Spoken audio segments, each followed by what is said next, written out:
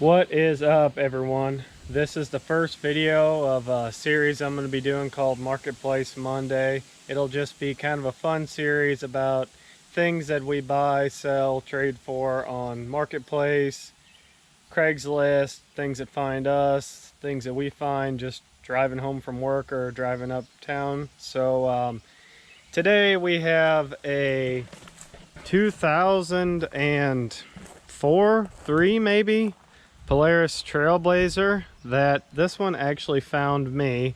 Really not a big Polaris guy, but we got it for $200. It starts and runs. As you can see, it's got some sun fading on it. So first thing I always do whenever I get something like this home is wash it. That way I can really see what I have. So we're going to wheel the power washer out, get this thing blown off, blow off some of these super sweet Summit Racing stickers. This thing was obviously raced in a high competition atmosphere. So we'll see what we have. Got some help here. The cat's checking it out. So I'm going to wheel the pressure washer out. We will blast it off and see what we have. All right, we got most of the stuff moved around and moved this four-wheeler here into the shade. And got the power washer out. Got these two things I picked up at Menards, just some concentrated degreaser and a sprayer. I'm gonna unbox this, mix up some simple green, start spraying it down and start washing.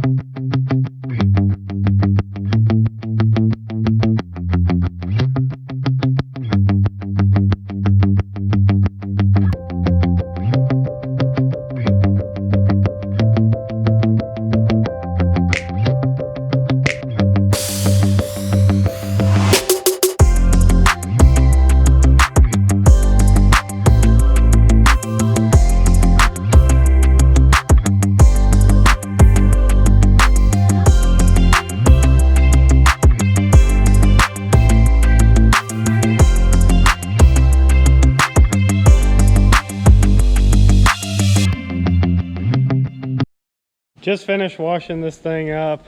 We rolled it out in the sun where it can dry. We're doing kind of a once over on it. I got my #1 inspector Ranger out here. He's taking a look at it, seeing what he thinks.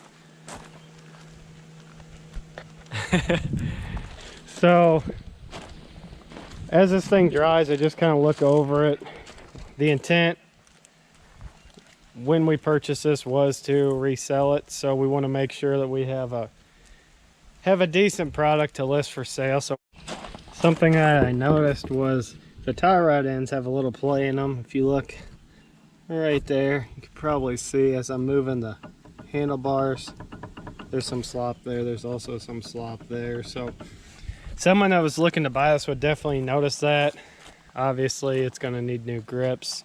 I did have a spare master cylinder and brake lever here from another Polaris that I had, so I had to replace that just to move it around the shop. This thing definitely sat outside, so seals and a lot of the grease dried up out of the joints. Other than that, overall it's in pretty good shape. I'm gonna see if I can start it up. The battery's dead, but see if it'll pull start.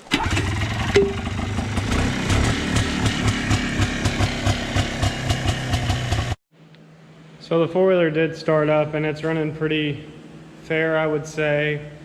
I'm probably going to pull the carburetor off and just do a quick cleaning on it. I'm going to do a separate video on that just to show how to clean the carburetor for anyone who's got a Polaris two-stroke, probably a Scrambler or Trail Boss. It'd be Trailblazer, it would be the same for that. So I'll probably link that in this description, but I'm going to pull this inside the shop here and clear a spot for it. We kind of got a lot of junk in here right now, but we're going to clear a spot, get this thing in here and start tearing it apart. All right, it's a new day. We got some parts in for our Polaris Trailblazer 250 and some parts to swap as well. Picked these grips up from the local dealer. I'm going to knock the crud off of the handlebars and use some Loctite spray adhesive to get the grips on. Also, we talked about the tie rod ends having some play in them. Well, luckily we have a four-wheeler I'm sure we'll do a video on sometime in the future that we just got. It's a Trail Boss 330. Anyway, the tie rods on it are tighter than on that 250 here. I checked online. The part number is the same, so we're just gonna pull the tie rod whole assembly off of this bike and put them on there. It'll save us some time. Then also, I'm gonna pull the carburetor off of this four-wheeler like we had talked about, and then do a short how-to on that. That'll be a separate video. So let's get to work.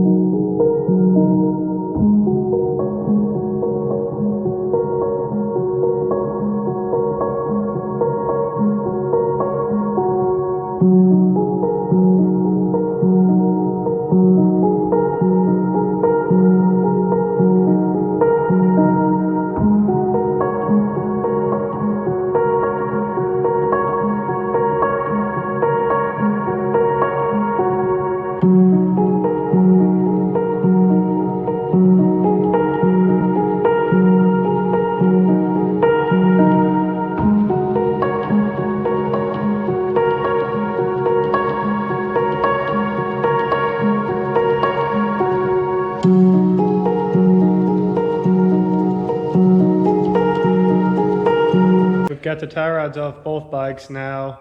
So whenever I pulled the ones off the Trail Boss, which seemed to be in better shape, they were still a tiny bit loose, but I think what we're gonna do is we'll just take, you can see there's a boot on here. I'm just gonna peel this. You can't take the boot completely off because it's too big up here to fit that short collar over, but we're going to just take it loose right around there and pump some grease into here and tighten that up on both ends. So we're gonna take those over to the workbench, pump some grease in them, jump back to time lapse, put them on, and then we're gonna wheel the Trailblazer into the garage, actually out of the shed. The garage has got better lighting. The shed, we'll do another video on it probably later on, but it's still kind of under construction. So as the sun's going down, we're not gonna have as good of light in here, so it won't be good to film. All right, we've moved locations, got a little better camera light in here. So I'm gonna pull this boot off of here like that on both sides and just kind of put it in my vise here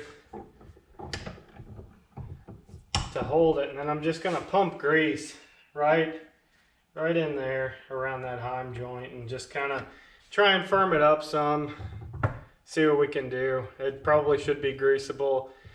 I didn't read the manual or anything, but I'm gonna grease it because it's mine.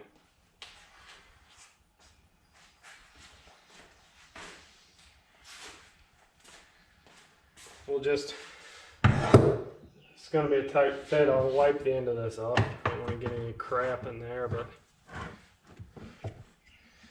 kind of stick that deal in there. We'll just pump it and see.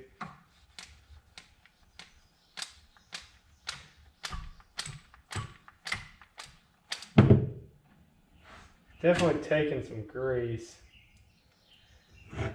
We don't want to overfill it. It's coming out the other side, but oh, I tightened it up some. Yeah, I'll just kind of work that around like that and maybe pull it back off. Put some more grease in there.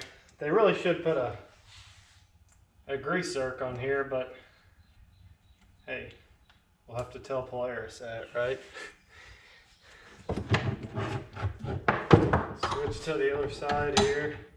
Do the same thing. Come on. My hands are getting pretty slick.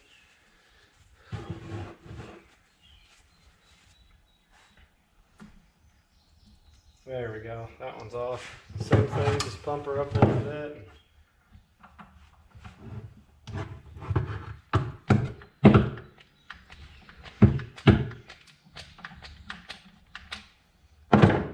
Cool.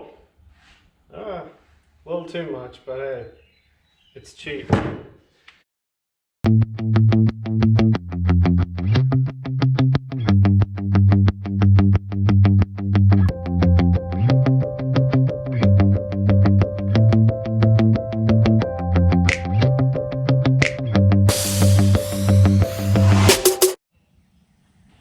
All right, we got the tie rods back on the Trailblazer here. You can see some of the grease is kind of squirting out, but overall, I'm pretty happy. They're tight. I mean, not nearly like what it was. Also got the grips put on using that spray adhesive like I talked about. One thing, it's a good little tech tip, is to always poke a hole right there in the end, because air will build up as you slide that on, especially when you slide the other one on. That there's no way for the air to go. So if you poke a hole in there, then it doesn't want to work off. So like I said, we're going to fire this thing up, go into the garage where the lighting's a little better. I'm going to pull the carburetor off. We'll have another video on that, but we'll just kind of go through what we're going to do and then put it back together and finish up.